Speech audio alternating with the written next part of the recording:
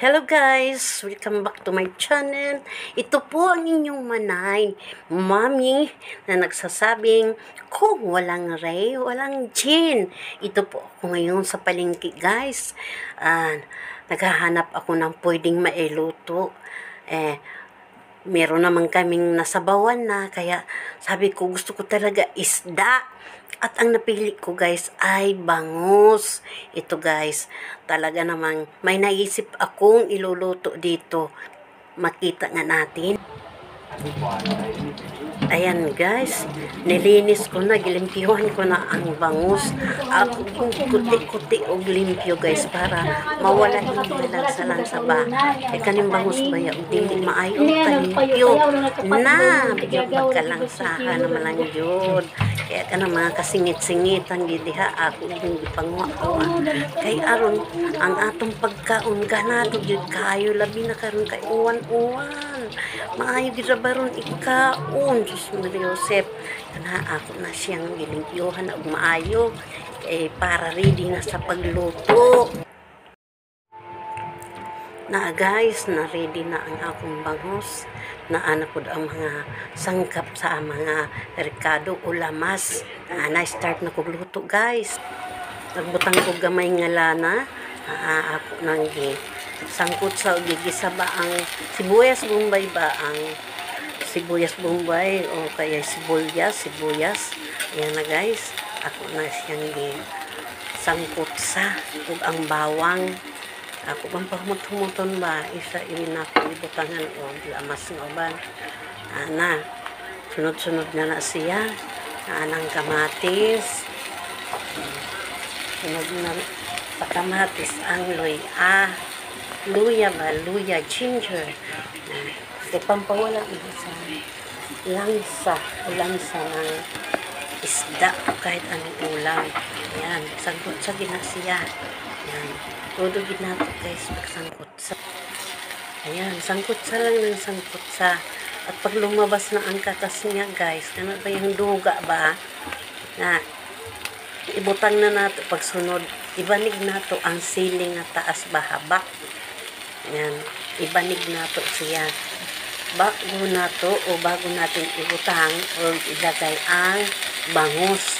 Kahigdaon nato na siya diha sa gibanig na mga lamas o sibuyas guys. Yan. Isalansa nato diha. Itakoy na. Takbo na siya. Yan. Mawala na siya guys. Ako nang gibutangan o tubig ng gamay. Kaya na naman sa ilawom ang mga lamas. Yan. Akong butangan og tubig nga gamay unya ang kasunod ang asin. Aron ngadto na siya dito sa ilawom ang asin sa oras nga mokulo na. Humantabunan, bukasan, una nagkulo-kulo na siya ga. Nagkulo-kulo na yan, nakaluhalo na ang lasa. Butangan na siya og magic sarap. Ayan, guys. Unya, ang sabaw atong butang ba sa una sa taas ba kay arang ma-absorb pod nila ang lasa sa isda. Ayan, guys. Siguradong malasa na siya. Saka ko na isunod-sunod ang mga pinaghalo-halo kong gulay, guys. Ayan. Ang halo-halo, mix-mix nga gulay ba? Kanang inyong ba nga, sa to, mikos-mikos nga gulay para naman may gulay. Ayan na guys, ati na siyang pakuluin para magsama-sama ba siya ba? Uban-uban na sila. Saka na ilagay ang piniga na kalamansi guys. Para yun na siya pampawala sa lansa ng isda o bangus. Di na niyo malasahan. Aslom-aslom naman.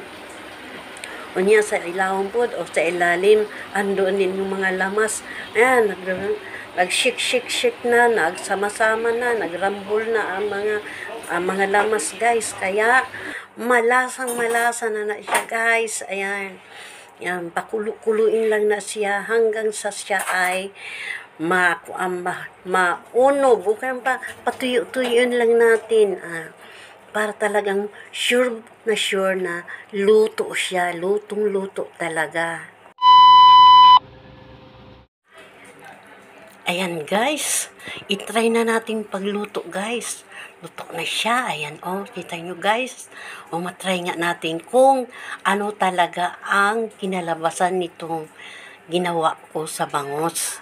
Ayan guys, pray muna tayo guys. Ayan. Ayan, sarap niya. Inuna ko talaga yung mga gulay-gulay. Purpose ko pa dito guys, kaya nilagyan ko ng mga mix-mix na gulay para merong gulay siya guys. Ayan, lasang-lasa yung asim at ang lasa ng mga sangkap o lamas. Ang sarap na ng sili guys. Para na siyang marinate sa asim na sili. Kaya ang sarap na ng lasa ng sili. Ayan, kain tayo guys. Ayan. Talagang hindi ko akalain na ganito kasarap ang kinalabasan ng bangus. Kasi usually, lagi na lang tayo paksiw, un-un or sinigang. Ito naisip kong paraan way ng bangus na pagluto ng bangus guys. Ayan. Ayan. Sarap pala niya talaga. Ayan. Malinamnam na maasim-asim. Try nyo guys. Ang sarap talaga. Promise.